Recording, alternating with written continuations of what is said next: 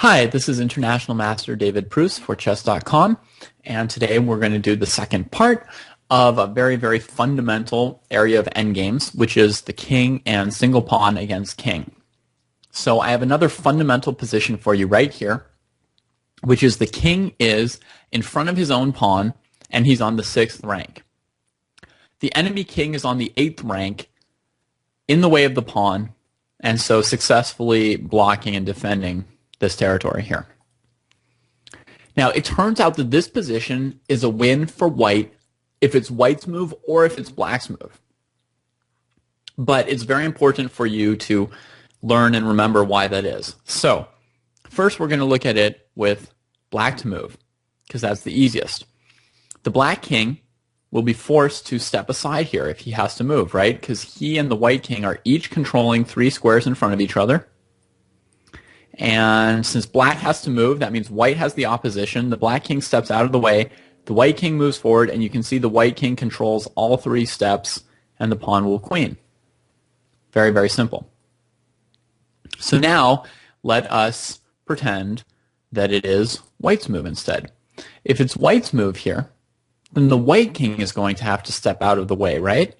So the white king has to step aside, and the black king is definitely going to want to stand in front of him and block him, right? He's not going to want to run away and let the white king forward.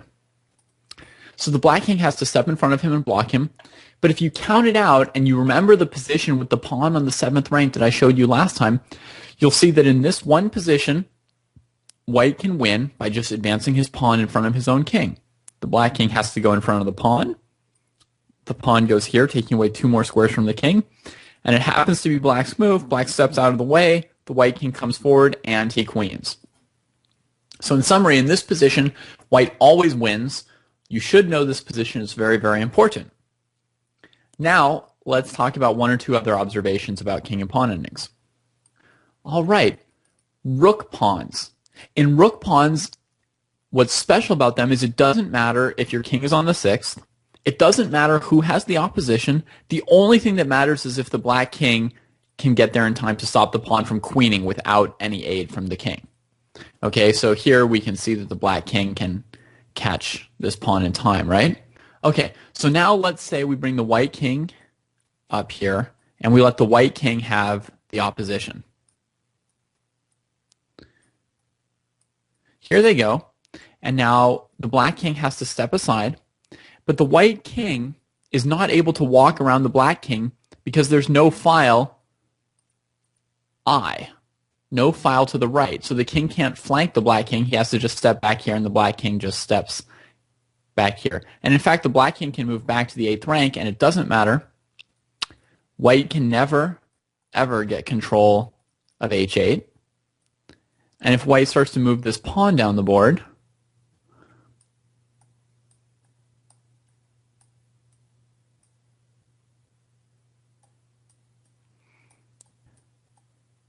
in a situation like this, the black king has nowhere to step out of the way to let your king forward and queen, and so he's stalemated. So those are the reasons why with a rook pawn, it's basically always a draw. Okay? So that is fundamental to king and pawn endgames, to know that those rook pawns are almost always draws. Now, let's go over the last important thing that we need to know. And the last thing that you need to know is the drawing technique in a situation where your king is somewhere blocking the pawn from queening, and the king is not already on the 6th rank with the pawn behind him. Okay? So in this situation, it's white's move. Black has the opposition. So the white king can only move it back and forth or allow the pawn to step in front of him. Once the pawn steps past the king, now white seems to have the opposition because the black king has to step aside, but the black king can move here, and the white king can't move to the corresponding square because the pawn's in the way. So the white king actually won't be able to walk around the black king because black comes forward like this. So the white king could drop back.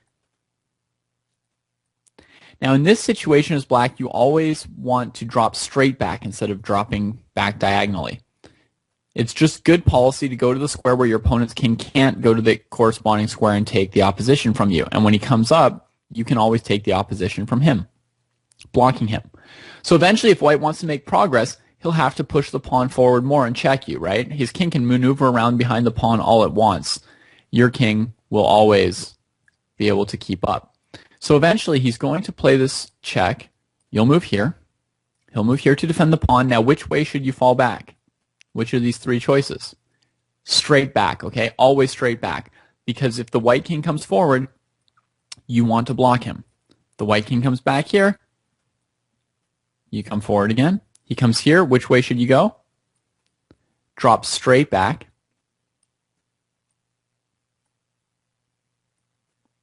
Right? Forward when you can to this square here. Otherwise, straight back. And whenever he comes forward, you block him. Finally, he checks you. You stay in front. You go back. He comes to the side. Now, here at the very last rank is when it's most important not to mess up. If you ever step here and let your opponent play this move, you will lose. You have to step aside. He comes here. Remember this important 7th rank position with these pieces. Your king has to step out of the way, and the opponent queens. So this is where you need to be really careful. Don't step on this square or this square unnecessarily. Keep going between these squares as long as you can, okay? And only when you can't go to this square, then you block your opponent's king when he comes here.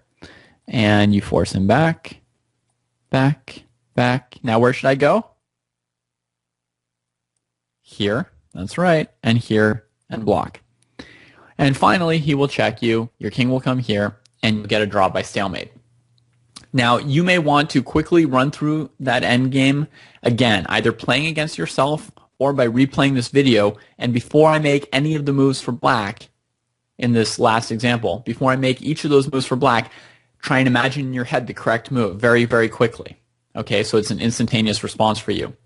And that is how you can usually draw the king and pawn versus king endgame if your opponent doesn't have his king in front of the pawn and have control of the opposition. I hope you enjoyed this video, and I'll see you around on Chess.com. I hope you enjoyed this video, and I'll see you around on Chess.com.